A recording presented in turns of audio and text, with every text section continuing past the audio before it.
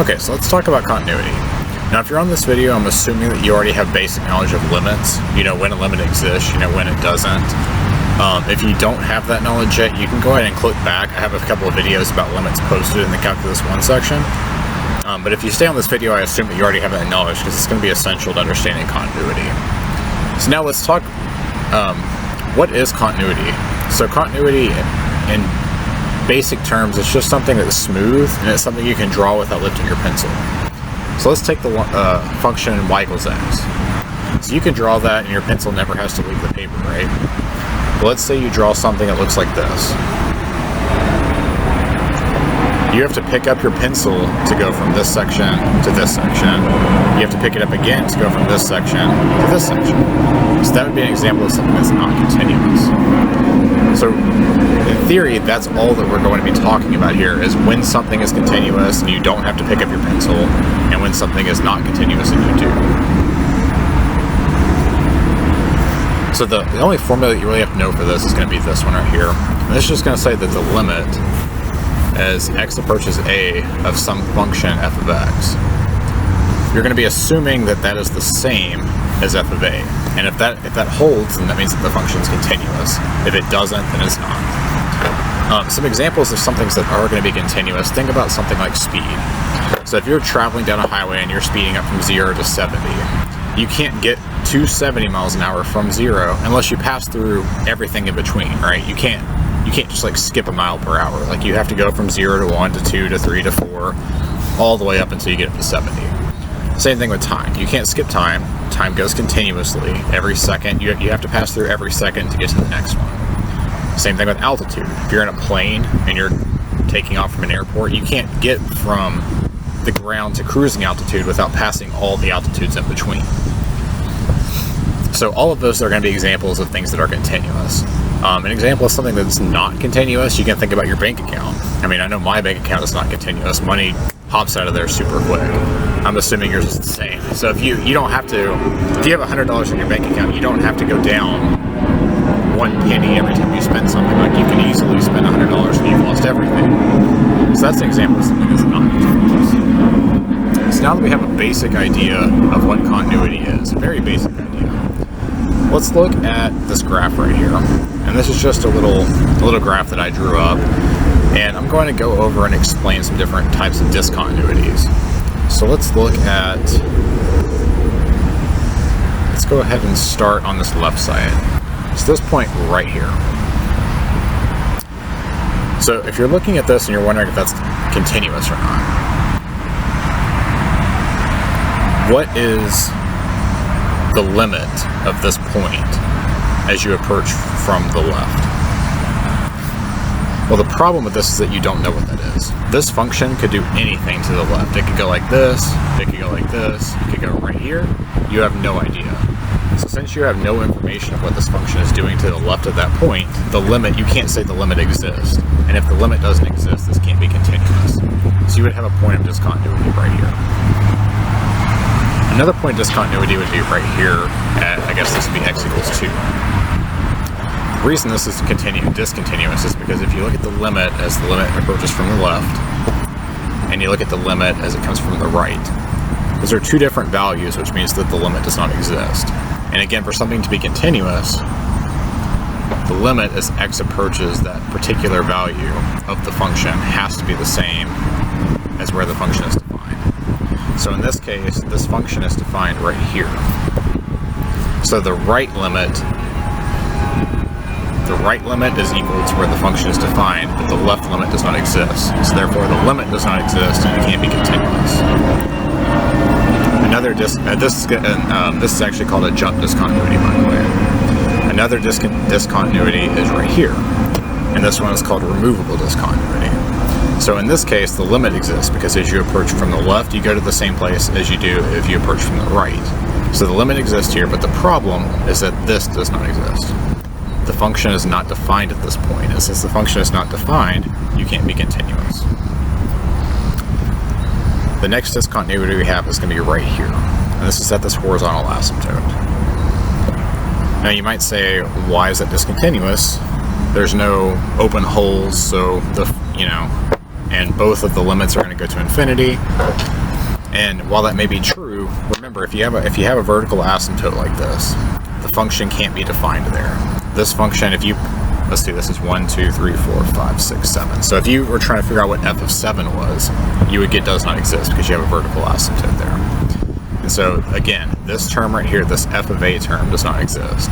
Both of the limits go to infinity, so this part technically doesn't exist either because your limit can't really be, that's a different topic, but regardless, this f of a does not exist, and so this is a discontinuity here. And then the last discontinuous spot that we have is this other endpoint. And again, for the same reason as the left endpoint, you don't know what this function is doing to the right. So this function could be doing anything over here, you have no idea. And so because you don't know this, you can't say that the limit exists. And again, if the limit does not exist, it's going to be discontinuous. So now that we have some basic knowledge, let's go through and look at this graph. And I stole this from mathwarehouse.com, so just give them credit for their own plot. And let's go through each one of these.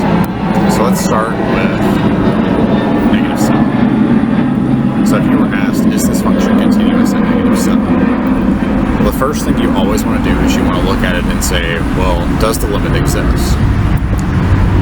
And again, like I explained just a second ago, you have no idea what is happening to the left of -7. This function could be doing anything. And because you don't know what's happening, you can't say the limit exists at this point. So at -7, this would be not continuous because the limit does not exist. So now what about at -3? So what does the limit equal? So the limit, as you come from the left, you go to -2. As you come from the right, you also go to -2. So that means that the limit, as x approaches -2, or -3, excuse me, is equal to -2. Okay, so the limit exists, but what is the function equal? Well, you have this open hole right here. So that means your function's not actually defined at -3. So that means that this f of -2 would equal does not exist. And again, for something to be continuous, these two values have to be the same, and so therefore this cannot be continuous. And if you were having to describe what kind of discontinuity this is known as removable discontinuity.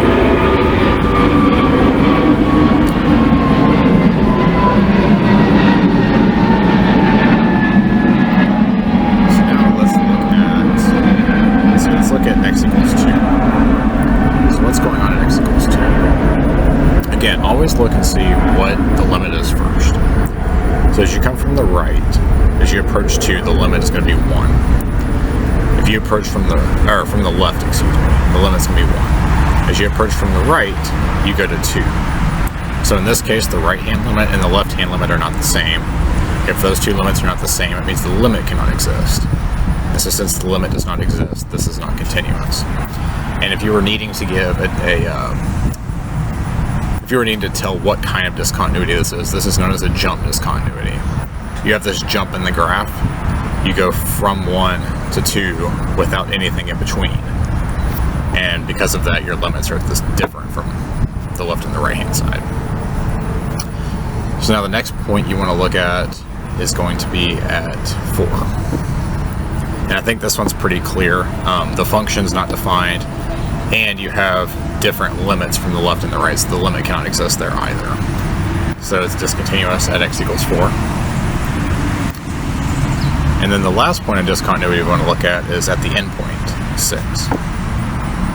So again, you might be tempted on this one to say, well, the function exists here, and as you approach from the left, the limit is the same as the function. They're both at -2. But again, don't forget, anytime you have an endpoint, you don't know what's happening out in this space. And if you don't know what's happening, you can't ever say that the limit exists. And so anytime you have an endpoint, you're not continuous. You can't be continuous on an endpoint like this. So in this example, that would be all the points of discontinuity. Now just to kind of wrap this up, let's show one example of something that is continuous. So let's look at x equals 0. Let's look right here. Okay, so right here. As you approach from the left, you go right. This is really messy. Let me just go ahead and erase everything we have marked right here. Okay. So I'm going to mark the point that we're talking about, and I'm going to mark it in orange. We're talking about right there. That's the point we're looking at. Okay, so as you approach from the left and you approach from the right, you go to the exact same place. So because of that, you know that the limit exists. Additionally, the function is defined there.